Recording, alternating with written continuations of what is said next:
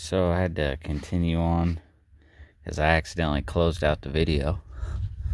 Gotta love that. So, alright, so I got the brake pads. And you always want to make sure they're the right brake pads. Those look good. The same ones. Alright.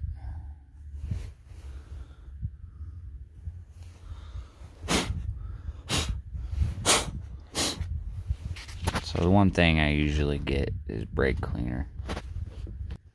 Alright. So the other thing,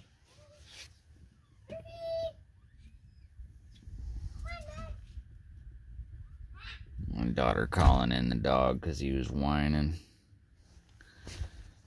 I got a new puppy and he's kind of been a handful the last couple weeks.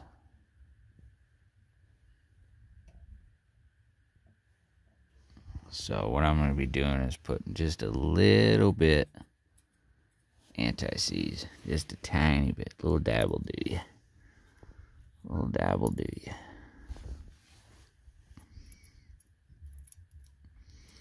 Just enough to keep that brake caliper from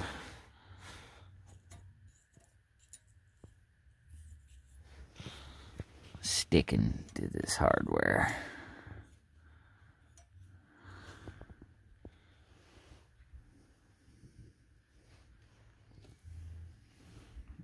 Alright. If you don't have brake cleaner, you just want to do your best not to make a mess. You get it all over everything because it just doesn't. The end result is you're going to have a lot of smoke coming off your brakes. I mean, normally when they first get put on, these brake pads, you want to burn them in. Then it creates a temperature kind of resistance to it so that it's normally used to a hot temperature sometimes, because some people are really rough on their brakes and ride them. You can actually see kind of like on this one here, this is a crack, how it started to crack here, because it's starting to get way too hot, and eventually would have just fallen apart and just broke off, and then I would have been bare metal on my brakes and then have to get new rotors.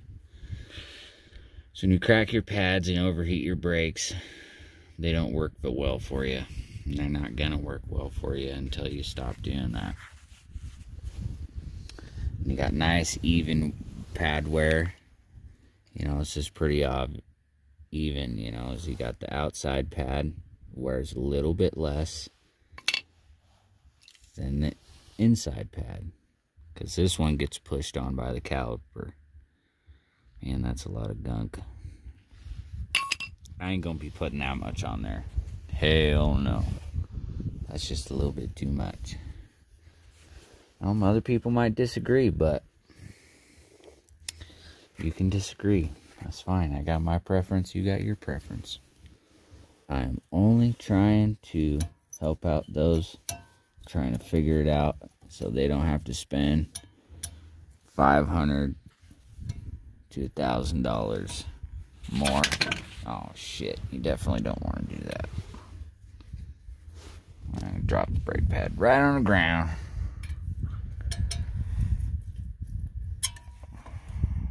Sometimes these are a little fun to get in there.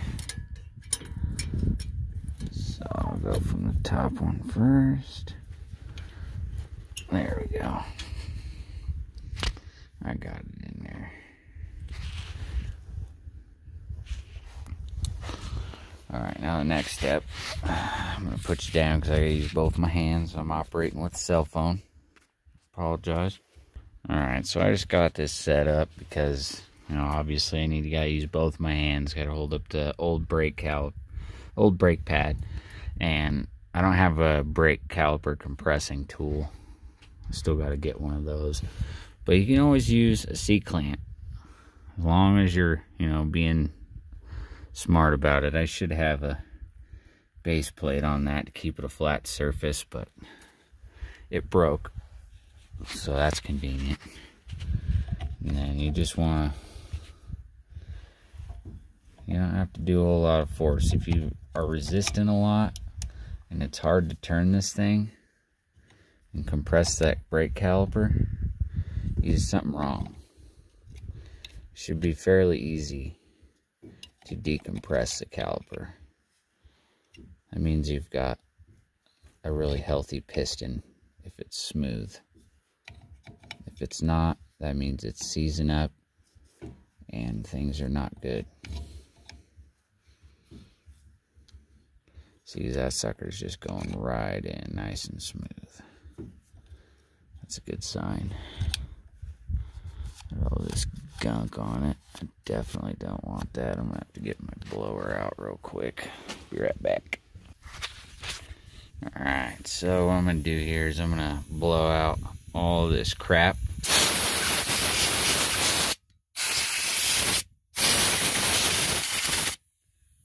So it's good to take a deep breath before you do it and hold it. Then you ain't breathing in all this crap.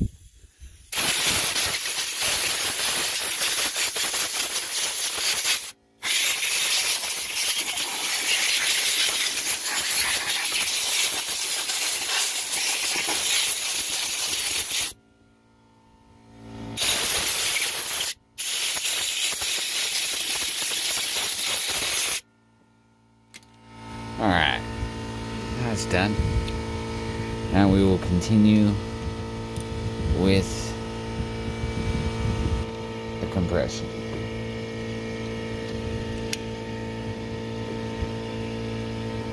There's really not a whole lot of effort on this at all. And then, you know, how do you know when to stop? Well, see, just like that. It ain't gonna let you go anymore. That's it. That's all you get. So now when you're done, brake pad's gonna fall out. See? Boom, and then you got all that. So, gotta take your rag, you know. Usually I'd use brake cleaner, because that really gets it all out. Gets it nice and clean.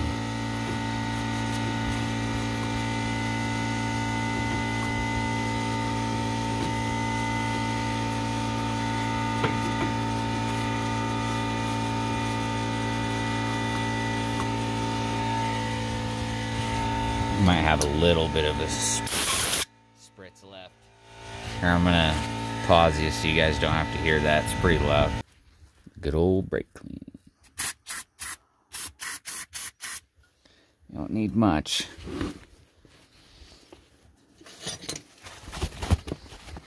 Yeah, and I got a lot of it. I like to use it because it works. No reason to not use it if it don't work.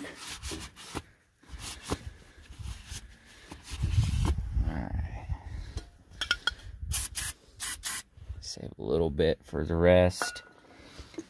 And pause it and blow some more. Blow off all the brake clean so it doesn't get on the brake pads. Brake clean's okay to get on the brake pads. It's just when you brake clean off something that's got grease, grease is going to run down on the brake pad. And if you don't have air, you know, get a couple cans of brake clean. It ain't going to hurt you. It might cost you a little bit, you know, because not everybody has an air compressor. A couple rags, some brake clean, some brake fluid, some anti-seize, some brake pads, you know, some good old tools. So, all right, I got that one done. So, see how that's just gonna go right on there, nice and easy. Oh. Gotta back up, forgot to put the anti-seize on there. That's fine. Alright, let me give you a pause for a minute.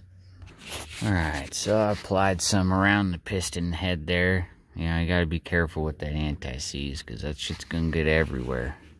And then I put some on the fingers here of the piston, or on the caliper itself on the other side, so that the other side stays nice and anti-seized.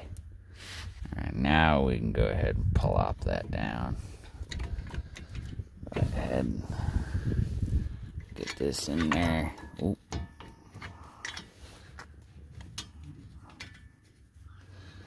You always want to make sure you get your bolts in by hand before you start using any power tools.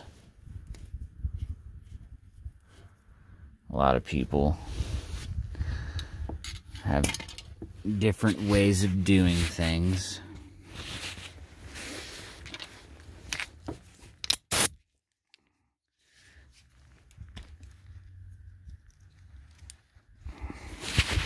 What matters is that,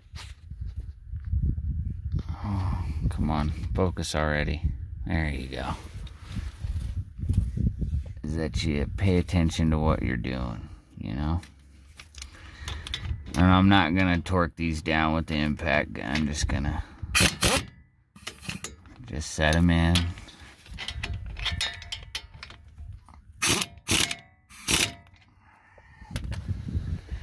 I'm gonna get my hand wrench for that, for the rest of that.